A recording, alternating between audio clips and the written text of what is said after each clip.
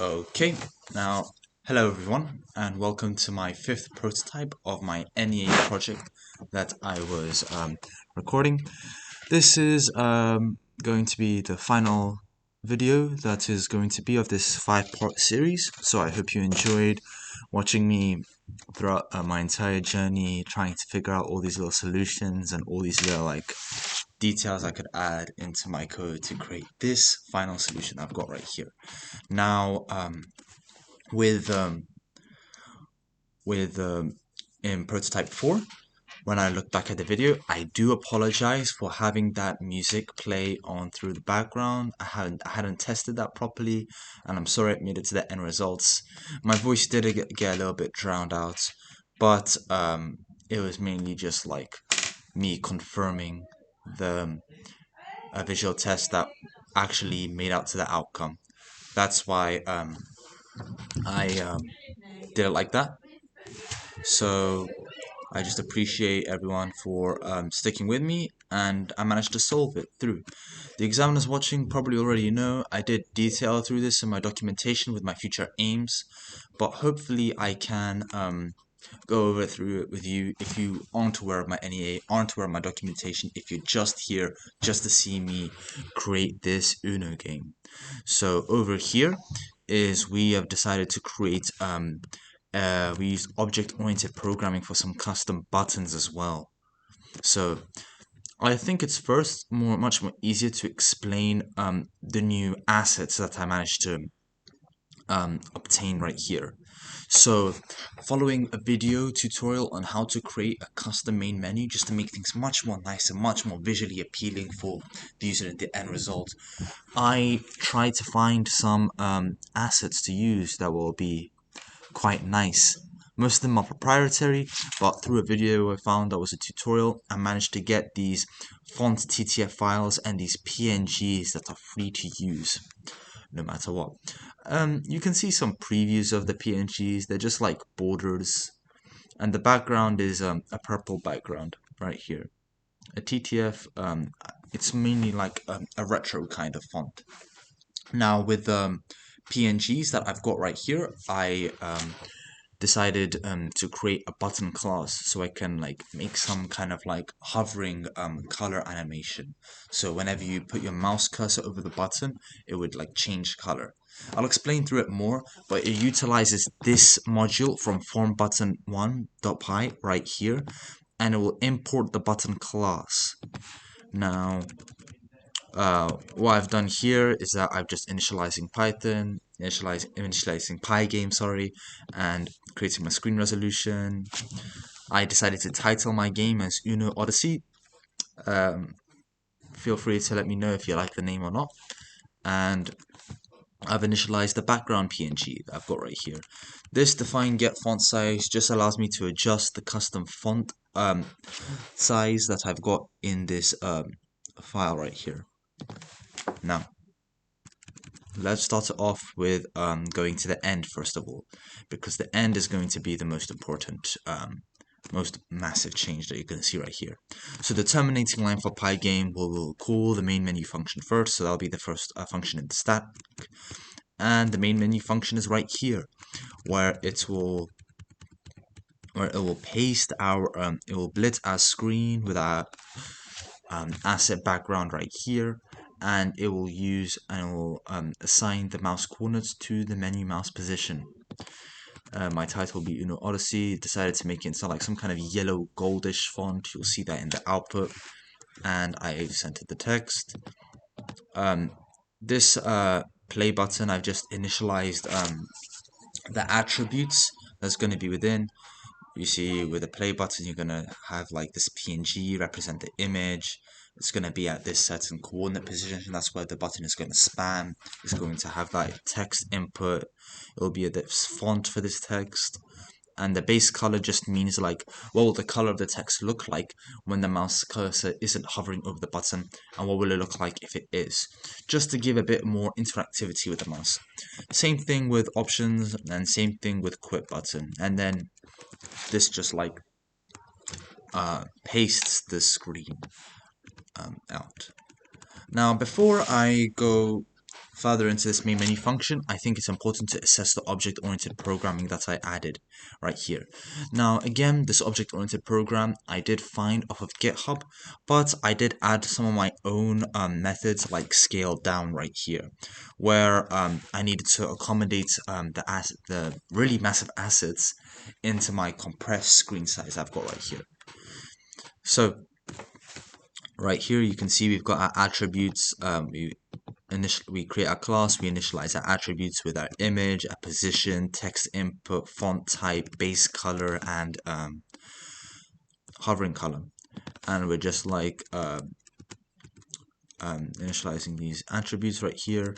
I decided to split the position into x coordinates and y coordinates, so it can be used later on to check if the cursor is actually within the boundaries of the button. The self.base color and self.hovering color is just assigned as base and hovering. Same with text input. Now, what self.text is, it just creates like a rep string or a render string that will allow me to render the input, use the input and the base color together to create a statement where I can paste out that specific text input in that base color. And this right here is just some validations where if there is no image going to be surrounding the button. Now, most of the time in the main menu, there is going to be images present, but what I don't like about the assets I got is that it's only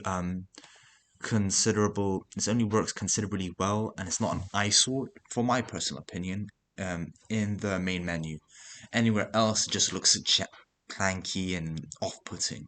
So that's why I did it, so I can create buttons without the need of an image. And this will just like center the images, and this will just center the texts. Update screen, that's the update method right here. This just like draws out your screen images and your texts. Check for input just checks if your position 0 or your position 1 falls within the boundaries of the left side of the button and the right side of the button and the bottom side of the button and the top side of the button. That's what check input does. If it does conform to these validations, it will return true. That will be used later on, and return false if not. Change color just ensures that does the same validation, but instead it will have the self.text attribute change into the hovering color, and if not, then it will remain as the base color. And scale down right here just multiplies the width and the height of your text and your images by the scale factor before centering it. And that is pretty much it. That was all the methods that I had for the object-oriented programming. And I cycled through all these buttons, and I scaled them down first, changed the color, and updated the screen. Now you want the update screen method to be around penultimate of the methods that you're going to call, because you want them to be drawn out in its entirety. You want it to be scaled down first. You want it to have the color change first before you paste the screen. So I cycle through the events. If the user just hits that close window there, it'll just close the game. If it's the play button, it will carry on with the play function. The play function is just the function that I had throughout prototypes 1 to 4. Just combine that all together that I had in the prototype 4 that you saw, and that is the play function. Options function will display a leaderboard, and quit will do the same thing as the close window. So I updated the display, and that was it. So let's look at the options first. So options is when I hit the options button, it will give me another quit button, but instead of like having a white hovering color, I had a green hovering color and made the base color black because it's gonna have a white background. Also did the same adjustments that I made with the titles and menu mouse position, and added some new quit buttons. Now, one thing that I do need to add, when there is no image, my get font function already adjusts the size of the font. So the scale down method that I implemented is only to be used when you have an image surrounding the text. If not, you don't need to add it in. It's not necessary. So I just like update it and I create a leaderboard, and in this one I'll just establish another connection and select the top player before fetching it, before closing the connection, and this will just congratulate the top player in a gold text message. And these are the event loops. If you hit quit button, you'll just leave the leaderboard and go back to the main menu. The create leaderboard function, I didn't mention it right now. This will just paste the top 5 users with the most amount of wins, it will establish the connections, and it will fetch all of the data. It'll be at size 22. I did that so it can accommodate the 20 character limit with the tests, and that's where the Y position starts, and it just gives it even spacing between the positions. So I've got like the position number, the username, and the amount of wins that it'll have. And I'll just cycle through all 5 people before printing them out, and I'll make sure it's centered, and then the connection is closed. So the options what it should display is like a leaderboard title, the top 5 players, and a congratulatory message at the end in gold of the winning player. And there'll be a quit button at the very bottom. So after that, this is just a prototype 4, but I did make some added solutions to it that I can go through briefly. So I'll make sure to keep this short and snappy. So, just taking a while. Sorry about that. Okay, define play. This is why there was a play function here. This is gonna initialize your RGB values and all that kind of jazz that we talked about previously. I think I went over the increment win function in prototype 4, so I didn't need to talk about that. Just checking for any new and unique functions. There we go, a recovery function. So along with a register and login account, I need to add a function where the user can change its password on the event that they forget their password, so that they can still have the drive to play the game. They don't like give up, feel demotivated, feel upset with themselves that they forgot their password and lost all their progress. So what I did is that I first needed to establish a connection and establish if there is an existing user. This just checks for the presence of data, which is why it just selects everything from where the user will equal your username parameter. Now, if there is an existing user, then the cursor, then the cursor object will execute the query statement to the database, and it will set the password to the user's input for whatever it likes. In the record of the username that the user had inputted. If not, then it will just return false. In the play menu, I just also added a bit of like the same quit buttons that you saw in the object-oriented programming explanation. I did that because people were telling me before that it's unnatural to click it for the close window just to go back from a screen. It doesn't fit the vibe. Not many people do that. And it was fair criticism. So I listened to them, and I gave you what you wanted. I gave you a little bit of a back button. And some titles with login to play in that retro font that I am very proud of having. So this just gives print statements if recovery is activated, and the recovery button is drawn through the same principles as the login and the register button, and it will activate the recovery interface. The back button will just make it false. So let me just go to the recovery interface real quick.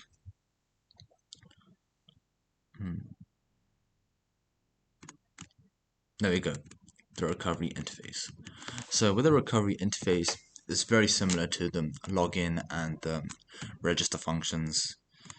But the only difference is that when the username and password text has been inputted and the return key has been pressed, it will use the recovery function to make a validation on the username text and password text, which is why we return true and false. If it's false, then we will just print username does not exist. If it's true, then the terminal will output successfully changed password, and it will have like an account will equal username text, and running will equal false. Well, and it'll just exit the loop. So that's what it does. same principles as before, and there we go. We have another function, new function. So in my previous prototype, I didn't have the win count displayed for the user to see, because one criticism I did receive from my stakeholders was that when I was making the leaderboard, they were pleased that you do have a goal and an end progress to look out for and to try and strive for and achieve. But the problem that they did have was that only the top 5 players will qualify and have these kind of privileges. If you're in 6th place, you'll have no knowledge of where your win count is. So they wanted to see the win count along with the username that you had in that game lobby, where you have your BAI and your multiplayer selection right there. So I did a previous one where I tried to do it first in the login interface and all that kind of stuff, but it fell apart quite quickly, mainly because it only updates after the user has logged in, not when the user has completed the game. This just ensures that it will continuously establish a connection to the database and fetch the wins from the database to paste out and return. This makes it so that there's like updated values constantly. So that's what it does. If this just checks for presence of data as well. If it doesn't have any presence of data, user just doesn't exist. And now we get to the game account. The game account is what that lobby function is. And what I did here is that I just made the lobby function and I added that win text and the wins right here. I assigned the wins to the first element of the tuple that I fetched from the database right here. This just shows the integer of the wins that you have. And that tuple, that first index of the tuple will be converted to a string and pasted as your win count right here, and it will be blitted. So there we go. We've got our quit button functions again, quit button objects again with all of our methods, and that's what it does. This is the AI game and the player selection, pretty standard. Got that quit button again, and everything seems to look fine and dandy. I'm just gonna scroll through it. If you want to pause and like take screenshots or like use the code as a reference, for example, I'll be happy to do that. But right now, I'm just gonna try and find a new function, because I remember I was also amending my AI turn because of an error that I found. Well, not an error, more like a complaint that my stakeholders evoked when they were testing my program alongside with me, and that was with the AI's color selection of wilds. Now with the AI, usually most of the AI's hands and turns, it will have like all sorts of colors, all sorts of cards. So like it could just randomly select a color from the color list and that will be the color it will play. However, that's not the case. Sometimes the AI may have a surplus of only red cards or only blue cards or only red and green cards. Stuff like those scenarios. And in those scenarios, you can't really use a random function to cycle through the colors, because even the most basic or the most inexperienced players know you need to make a color selection on the colors that you have present in your hand. And I just decided to go above and beyond and make it so that the wild selection will pick a color that occurs most frequently in their hand. So what I've done right here is that I just initialized all types of colors and made maybe some wilds right here, and then I just cycled through the legal hands that the user will have. And through classify 0, this just like make sure that I get the string or the color string right here. This will be the value. So if it's red, I'll increment red, blue, blue, yellow, yellow, green, green, all that kind of stuff. And then I made it into a list, and I added a dictionary so that the frequency, these frequency counts are assigned to their respective strings. And I will sort the list into a reverse order so that the most frequent color is stored at the first element, and then color and color will just equal the value pair of the frequency right here. And this will be either red, blue, green, or yellow. And then screen.fill orange, I just show the discard, and I just say that the AI spec the current color. And that was basically it. I did the same for Wild 4, just added the true 4 at the end. And there we go. Also, when the player has ended their turn, I added a pause function, so hopefully the music doesn't drown out my voice this time. That would suck. Hopefully that doesn't happen. Maybe it might be a video error. I'm yet to see it, but like in prototype 4, what I saw, the music was still playing even after failing, even after leaving the game. And it just increments your wins right here if the AI loses or if you win. That's all that there is to show. Quite lengthy. Let me just check the time. Sorry, 12:41. I believe that's been 20 minutes of explanation. So it's a bit lengthy, but it is the final solution, the most intensive solution, and it's quite unique. And I'm really excited to show you guys this. So I'll just start it right now and we'll test it out. So there we go. We got a gold text of UNO Odyssey like expected. And when we go over the buttons, they change color. Let's first hit the quit button. The quit button will just leave our game like expected. That's perfect. Now, let's try hit the options button and we will see we got a leaderboard of our top 5 players. Now, these are just test accounts that I just randomly made. Just my name though. Third place. It's a shame I didn't manage to get first. And you can see that they congratulate the first player right here in that gold text with congratulations, David. And if you hit quit, it'll go back to the leaderboard. But let's just compare our database with the leaderboard that we have here. It's saying that David should be first. Now we know that David does have the most wins so far, but if we scroll down, we can see that, if we scroll down, we can see that David does indeed have the most wins, so they deserve to be in the first place. Parth definitely has 22 wins, and they definitely deserve second place. Third place is me, 17. Second place is user Ravshan with 12 wins, and MS Rao, which is 11 wins. So these positions do accurately reflect the top 5 players within the database.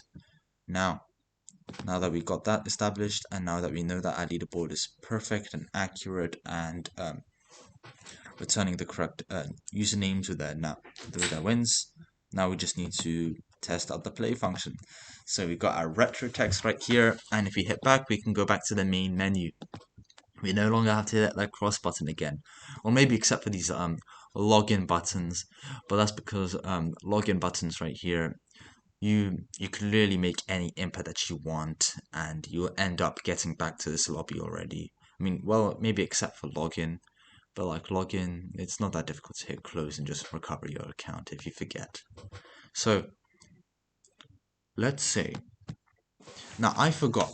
Now I saw the username Parth, for example, but I didn't actually get a closer look at my at the password that he had. So I really don't know the password. I can type whatever I want and I'm hitting enter as hard as I can. It's not working. So how do I solve this? I go to my recovery button. I hit Parth, that's the username, and I type in my password. I'll just call this, I don't know, Hypixel, enter, and it says the recovery is successful. So if we apply our login again with Parth and Hypixel, it shows the username Parth and it has our win counter 22. We can hit back to get back to this login to play, and let's register account. We'll just call this throw away, and let's make it 20 characters. Let's just test the limits of our code right here, and our password QWERTY. So that's what we have right here, and if we log in, we'll just do this throw away and QWERTY, and that's our username. You can see it's centered right here, got a correct win count established, and let's play the AI first. There we go, we got our music, but if we hit close, the music's gone. just like expected. So let's hit play again, and the AI will make its move. I'll just play against the AI.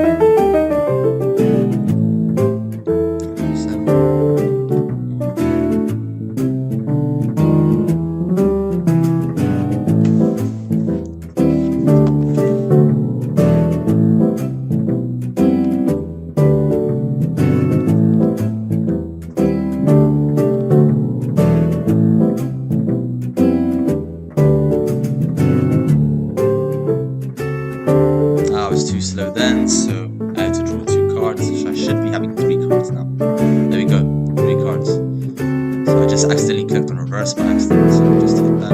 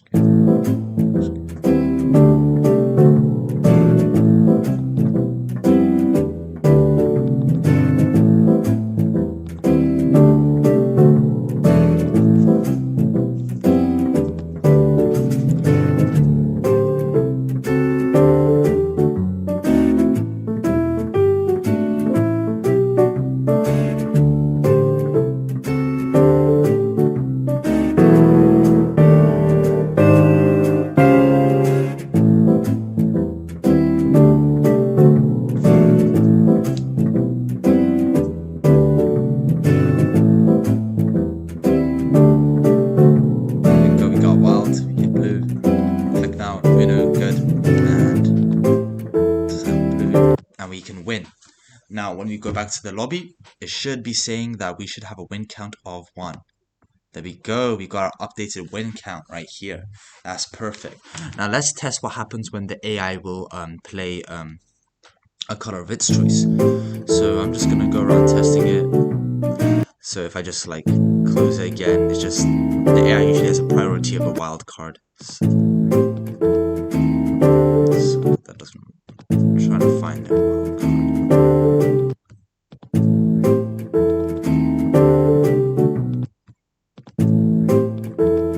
There we go, green and a wild. So let's try and maintain that green color that we got right here. So if you play it, AI's got green skip, AI's got green 4. That's quite frequent.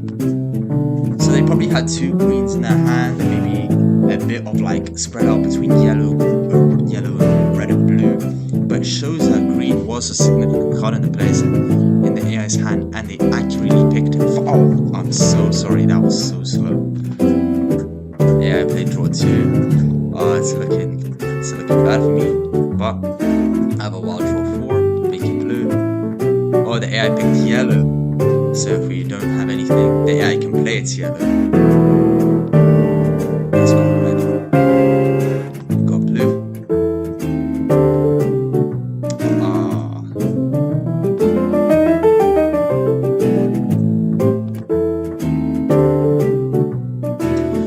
Well, even though I have a wild draw 4, I'm going to stop it right there because we did get the intended functions that we wanted to. Multiplayer, you have your in real life players that you can make tactics on their own, make their own judgments. We went over this in prototype 2. It looked well.